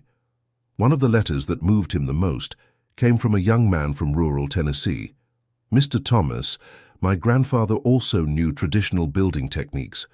I always thought it was backward. After seeing your documentary, I sought out my grandfather to learn. Now we are building a house together using the techniques he learned from his father.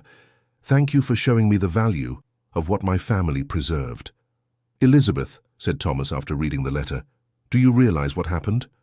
"What?" "Our story inspired other families to value their own traditions." "And that moves you?" "Very much, because it means my grandfather didn't teach me just for myself. He taught me so I could teach others. And now, others are teaching others. A chain of preservation." "Exactly." 3 years after the house was completed, Thomas was invited on an international trip. A German university wanted to learn about his techniques and compare them with European traditions of straw construction. "Dad," said Rachel, "are you going to accept?" "I don't know. I've never left the United States." "Dad, it would be an incredible opportunity to see how other cultures have preserved similar techniques. Do you think I should go? I think Grandpa Edward would be proud to know that the knowledge he preserved is being recognized internationally." Thomas accepted the invitation. The trip to Germany was revealing. He discovered that the American techniques had interesting variations compared to the European ones, but the basic principles were similar. "It's impressive," he said to Rachel when he returned, "how knowledge developed independently on different continents arrived at similar solutions." "What does that mean?"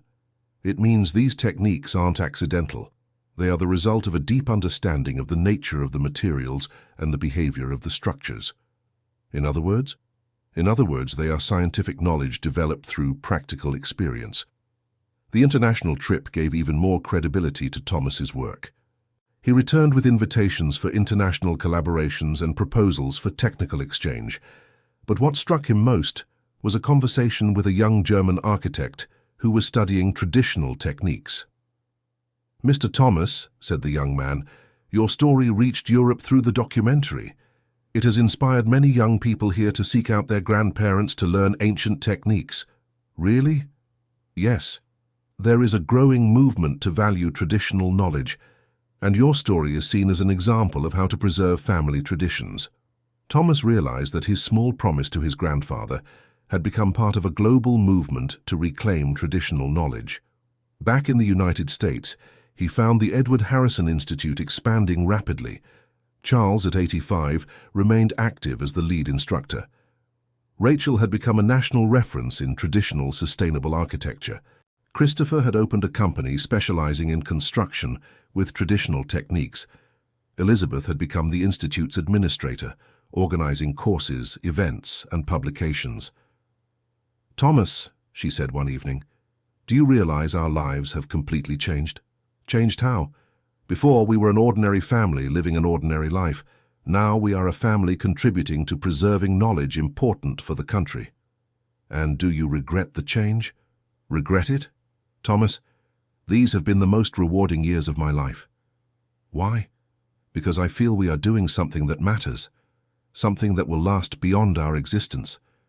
Elizabeth, when it all began, you thought I was wrong. I thought you were being stubborn. Now I understand you were being visionary. I'm not visionary. I was just lucky to learn from a wise person." "Thomas, will you accept a suggestion?" "Of course. Stop downplaying what you did. You turned a personal promise into an important social contribution that deserves recognition." 5 years after the house was built, the neighborhood where Thomas lived had transformed. 7 families had renovated or built houses using traditional techniques. The neighborhood had become an example of sustainable construction. Mrs. Margaret, now 75, had become an enthusiast of traditional techniques.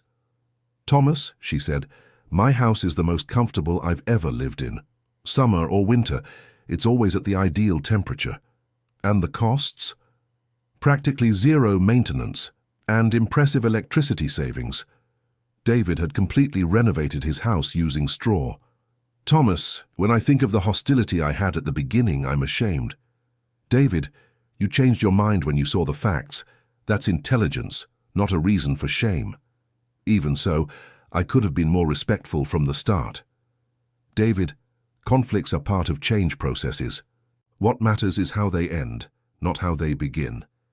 Jennifer had been the last neighbor to adopt traditional techniques. Her conversion had been gradual, but in the end, it was complete. "Thomas, can I confess something to you?" "Of course. For 2 years I hoped your house would have problems, that you would regret it. And now? Now I hope more people have the courage you had." "Courage for what?" "The courage to do what's right, even when everyone is against it." The individual transformations of the neighbors represented mindset changes that went far beyond construction techniques. In the 6th year after the construction, Thomas received a visit that moved him deeply. It was a young man of 20, the grandson of Mrs. Eleanor, the 93-year-old lady he had met at the award ceremony. "Mr. Thomas, my name is Nathan. I'm the grandson of Mrs. Eleanor, whom you met in Washington, D.C. How is she? She passed away last year, but before leaving she made me promise one thing." "What was it?" "She made me promise that I would seek you out to learn the techniques she had learned from her parents." "Did she teach you anything?" "She taught me several, but she said I needed to learn more from people who are practicing these techniques nowadays." "And you want to learn?" "I do. In fact, I want to make it my profession." Nathan became one of the Institute's most dedicated students. In 2 years, he was teaching his own courses and leading sustainable construction projects. "Mr. Thomas," he said one day, "Mrs. Eleanor was right."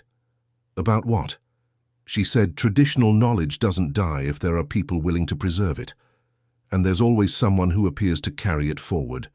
And you think you're that person." "I think I'm one of those people, as you are too." Thomas realized the circle was closing. From his grandpa to him, from him to Nathan, from Nathan to other people. The chain of preservation continued. In the 7th year, the Edward Harrison Institute launched its first book, Traditional Sustainable Building Techniques, A Heritage to Preserve. The book documented dozens of techniques collected in various regions of the United States, explained the science behind each one, and showed adaptations for modern applications. Charles, now 88 years old, was beaming at the launch ceremony. "Thomas, when we were children, my brother Edward always said that one day these techniques would be valued again." "And did you believe him?" "Not completely. I thought it was too much hope. And now? Now I see he was right. True knowledge always finds a way to survive. The book became a national reference in sustainable architecture and was translated into several languages. In the 8th year, Thomas was invited to give a lecture at the UN on the preservation of traditional building knowledge. "Dad," said Rachel, "do you realize where you've gotten?" "Rachel, I haven't gotten anywhere. I just kept a promise, and the consequences went beyond what I imagined."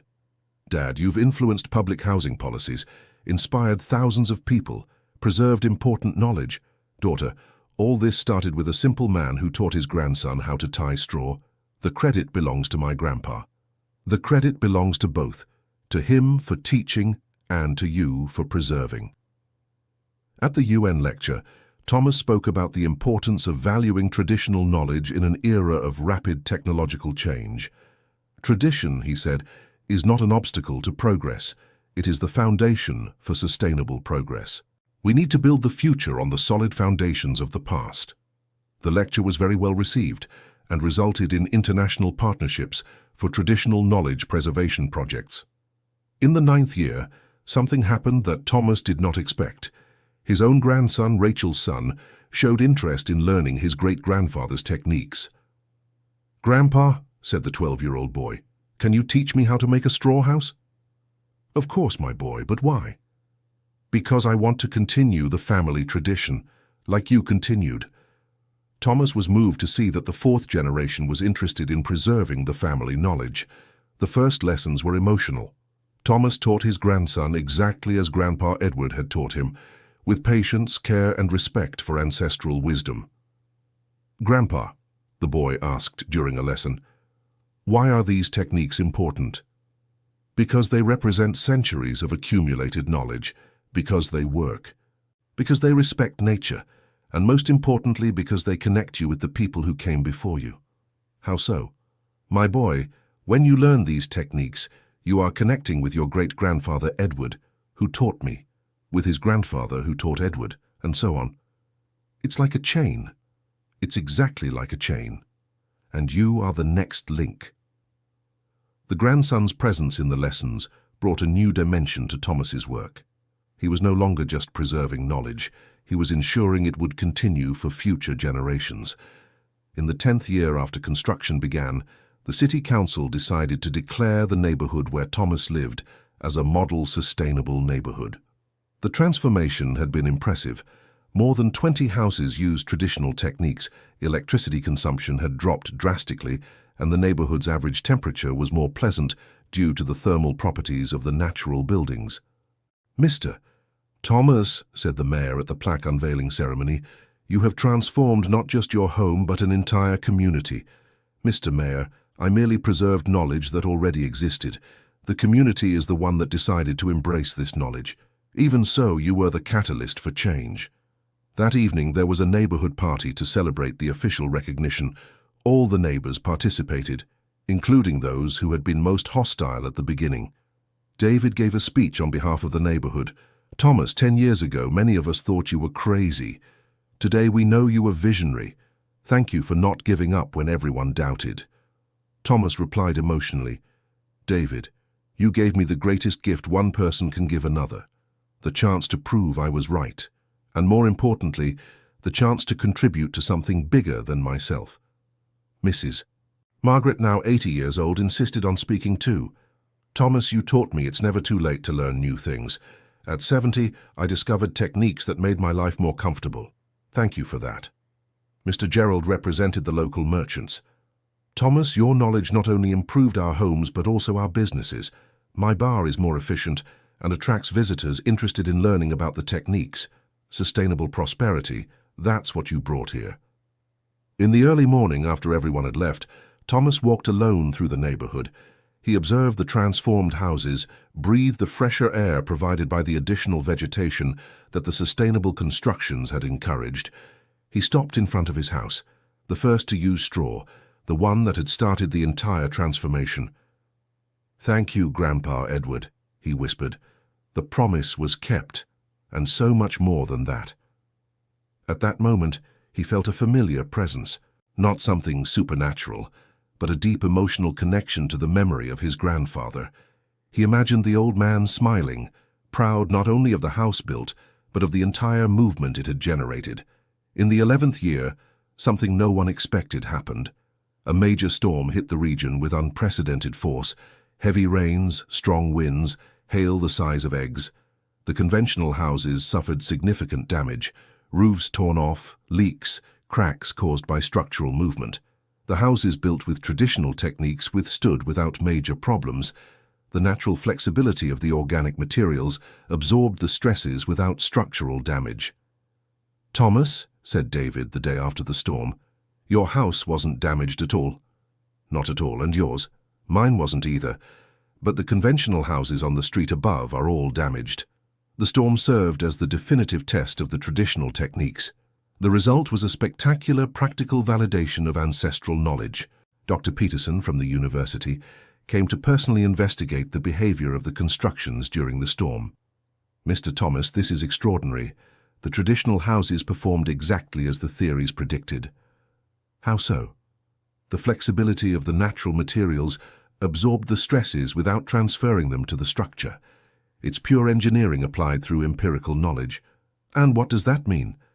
"It means your ancestors developed sophisticated technical solutions without having access to complex mathematical calculations, only through observation and experience." Dr. Peterson's report on the behavior of the houses during the storm was published in international scientific journals and definitively consolidated the technical credibility of traditional constructions. In the 12th year, Thomas received the most significant invitation of his career. The federal government wanted to implement a national low-income housing program based on adapted traditional techniques. "Mr. Thomas," said the program coordinator, "we want to use your knowledge to benefit millions of American families." "How would that work?"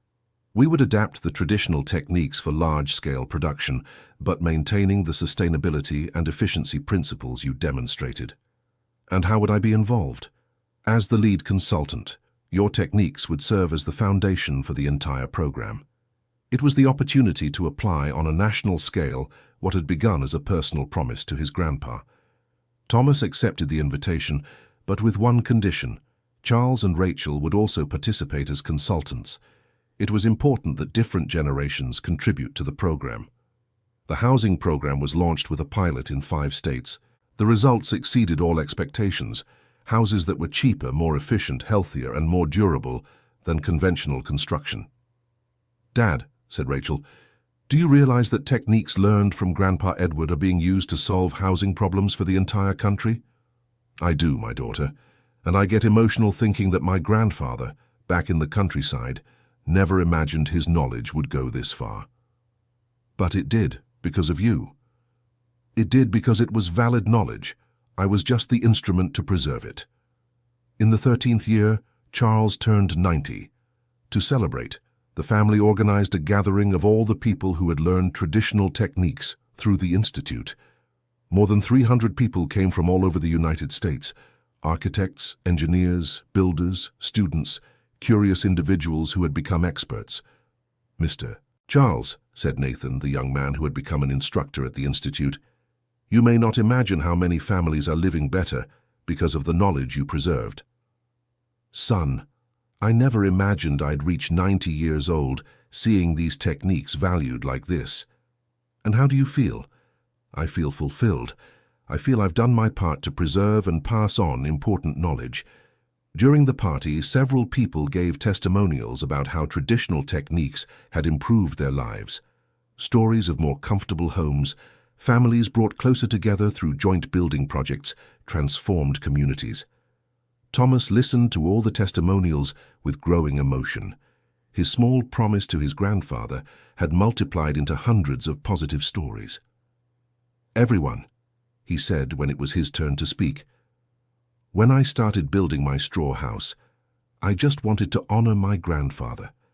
I never imagined it would generate such a beautiful movement." "And what do you feel seeing all this?" someone from the audience asked. "I feel gratitude, gratitude for having had a wise grandfather, gratitude for having a family that supported me, gratitude for living in a community that knew how to recognize value, and most of all, gratitude for having been chosen to preserve such important knowledge. Chosen by whom? By life, by fate, by chance. I'm not entirely sure, but I know I feel privileged to have had this opportunity. At the end of the party, when everyone had left, the family gathered on the porch of the straw house. 13 years after being built, it remained impeccable. "Grandpa Thomas," said his grandson, now 17, "can I ask you a question?" "Of course." "When all this started, did you imagine it would become so big?" "No, my boy. When I started, I only thought about building a house that would honor my grandfather, one house at a time. And if you had imagined it would be so big, maybe I would have been scared and never started. Why? Because sometimes when we see the full size of a responsibility, it seems impossible. It's better to start with one small thing and let it grow naturally. Like our house grew. Like our house grew, from a personal promise to a national movement. Elizabeth, who had followed the entire journey from the beginning, reflected, "Thomas, do you know what impresses me most about all this?" "What?" "How a decision based on love and respect can generate so many positive consequences." "How so?" "You decided to build the house out of love for your grandfather and respect for his memory. And that decision, based on pure feelings, ended up benefiting thousands of people. Elizabeth, do you think that's what made the difference? I think when we do something with genuine love and respect, the result is always better than when we do it for other reasons." Rachel agreed. "It's true, Dad. Your motivation was always pure. It was never for money, for fame, for power. It was always for love and respect. And perhaps because of that," added Christopher, "people felt they could trust the project, because they felt the sincerity behind it." Charles, even at 90 years old, still had the clarity to summarize the situation. "Thomas, you proved something important, that when a person does what is right for the right reasons, the universe conspires to help." "You really believe that?" "I'm sure. I've seen many people try to force change for selfish reasons and fail. You didn't try to force anything. You just did what you thought was right and let the consequences flow naturally." In the 15th year after the start of construction, Thomas was invited to write his autobiography. A major publisher wanted to document his journey to inspire others. "Mr. Thomas," said the publisher, "your story represents something very important, how an ordinary person can make an extraordinary difference." "I didn't do anything extraordinary," protested Thomas. "I just kept a promise. But by keeping that promise, you changed the lives of thousands of people. That is extraordinary." Thomas agreed to write the book, but on one condition: part of the royalties would go to the Edward Harrison Institute to fund new preservation projects. The process of writing the autobiography was emotional. Thomas revisited each phase of the journey, from the promise in the hospital to the national recognition. "Elizabeth," he said one night, after writing a difficult chapter, "remembering all this makes me realize how our life has changed." "Changed how?" "It changed from a life focused only on our family to a life focused on contributing to many families." "And do you regret it?" "Not at all. But I recognize it was a journey that demanded a lot from all of us. Was it worth it?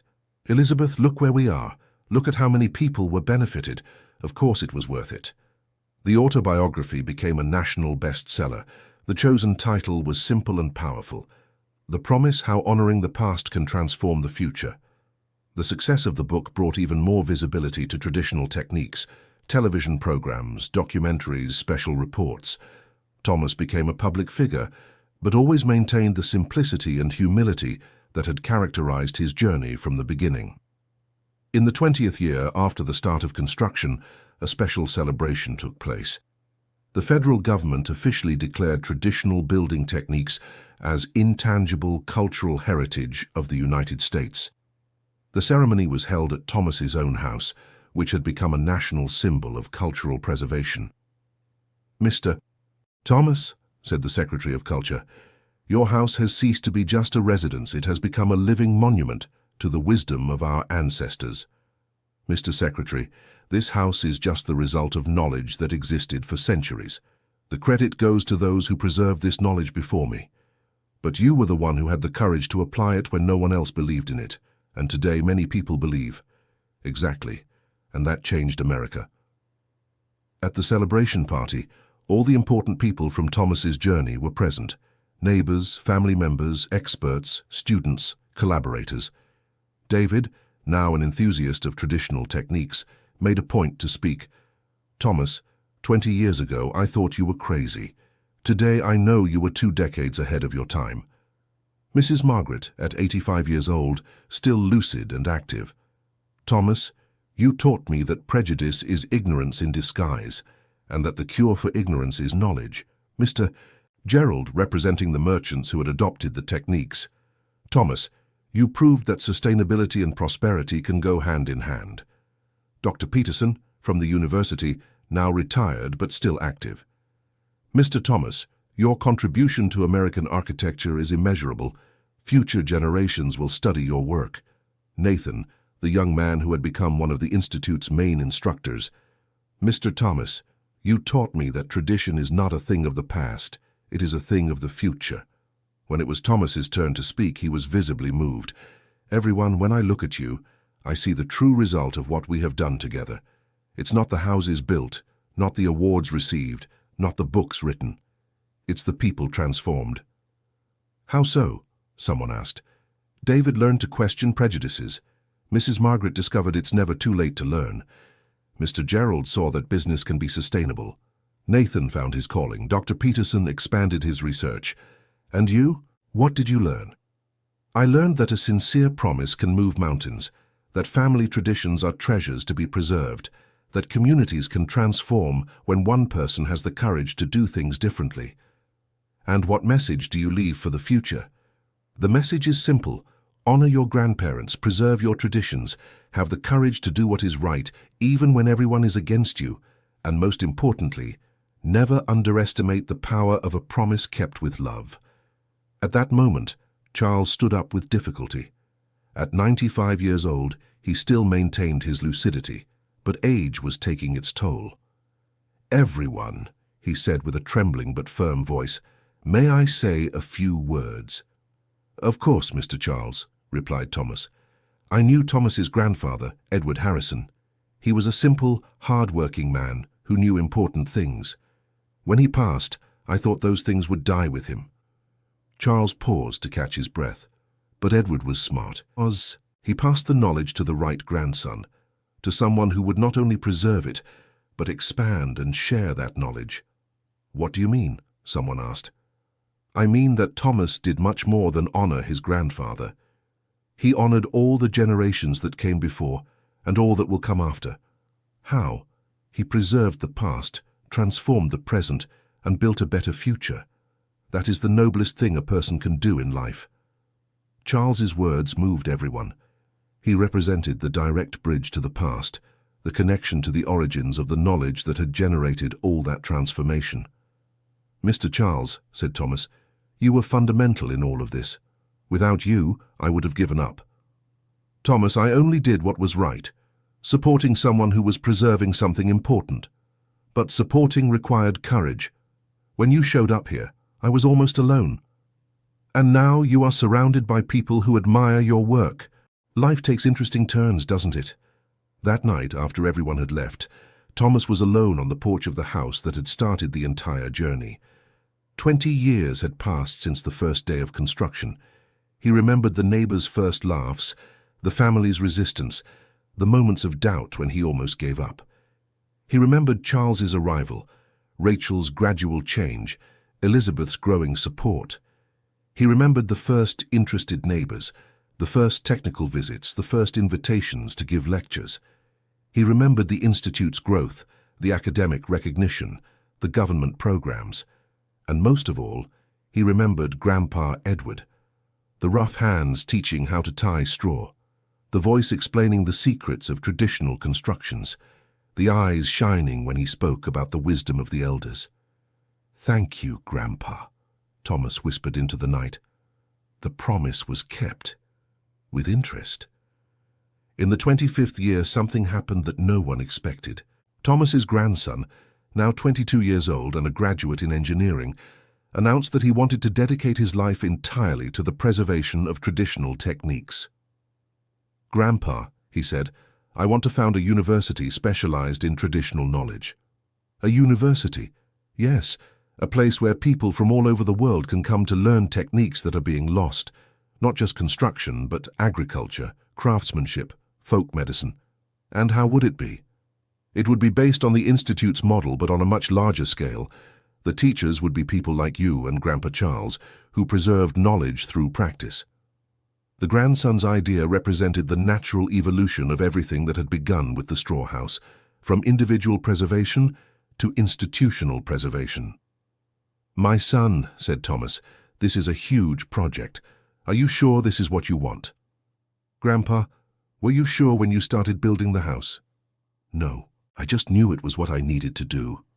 "That's exactly how I feel. I know it's what I need to do." Charles, now a centenarian but still lucid, enthusiastically approved the idea. "Young man," he said to the youth, "your great-grandfather Edward would be proud to know that the 5th generation of the family is thinking of institutionalizing what he started." "5th generation?" "That's right. Edward, Thomas, Rachel, you. 5 generations preserving and expanding the same knowledge." The university project took 5 years to materialize. It required international partnerships, government funding, support from traditional universities. When it was finally inaugurated, the Edward Harrison University of Traditional Knowledge became the world's first institution fully dedicated to the academic preservation of ancestral wisdom. "Grandpa," the grandson said to Thomas at the inauguration, "we did it."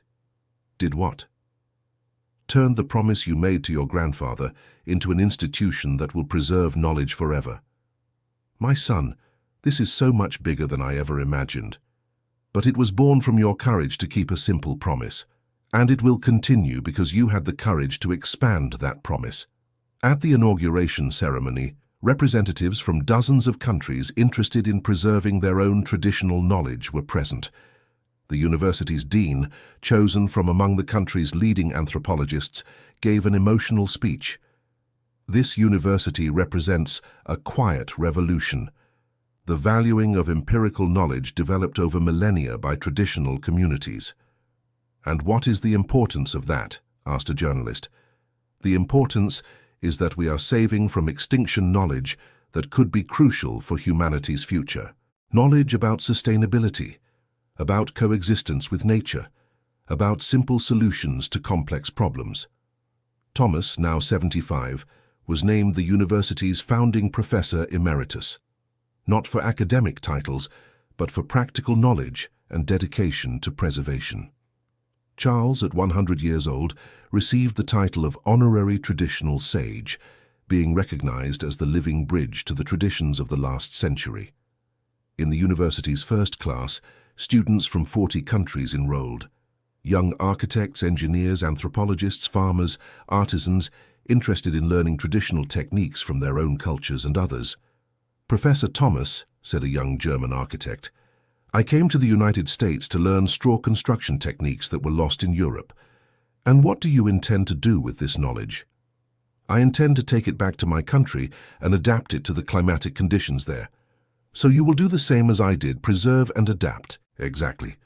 And I hope that 50 years from now someone will be continuing the work I started." The conversation with the young German woman made Thomas realize that the movement had become truly global. People from all over the world were rediscovering the value of their own traditions.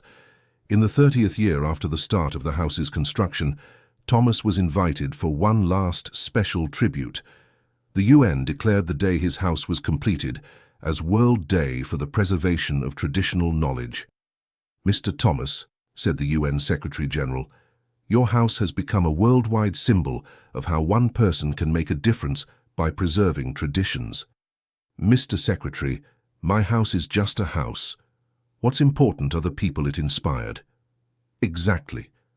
And that is why we chose this symbol, because it represents something anyone can do: honor their ancestors by preserving their knowledge." The ceremony at the UN was broadcast globally. People from all over the world watched Thomas tell the story of the promise to his grandfather and the unexpected consequences of that promise. "What I learned," he said to the global audience, "is that traditional knowledge is not a relic of the past. It is a seed for the future, and each of us is responsible for planting some of those seeds." "How can people do that?" asked the host. "By talking to their grandparents, learning family techniques, preserving local traditions, questioning whether everything new is necessarily better than everything old." "And what is your final message?" "My final message is that promising something to someone we love is not just a matter of personal honor. It is a matter of social responsibility, because we never know what kind of positive transformation can be born from a promise kept with love." After the ceremony, Thomas returned home, to the same straw house he had built 30 years earlier, which was now a national heritage site and a world symbol.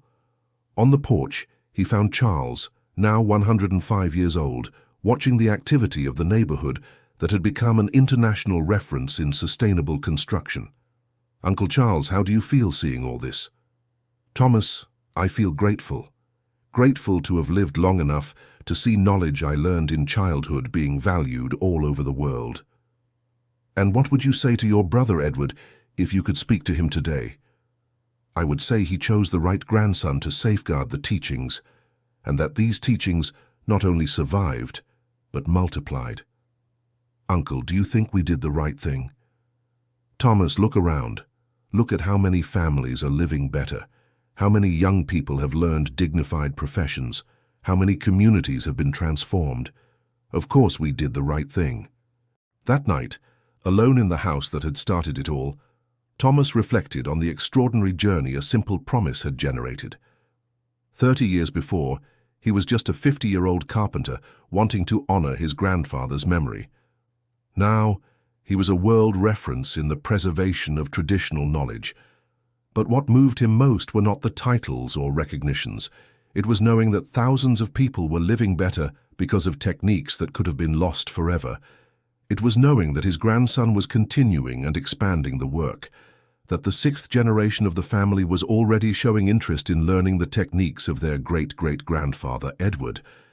It was knowing that in dozens of countries, people were rediscovering and valuing their own traditions, inspired by the story of an American who never gave up on honoring a promise. "Thank you, life," Thomas whispered into the night.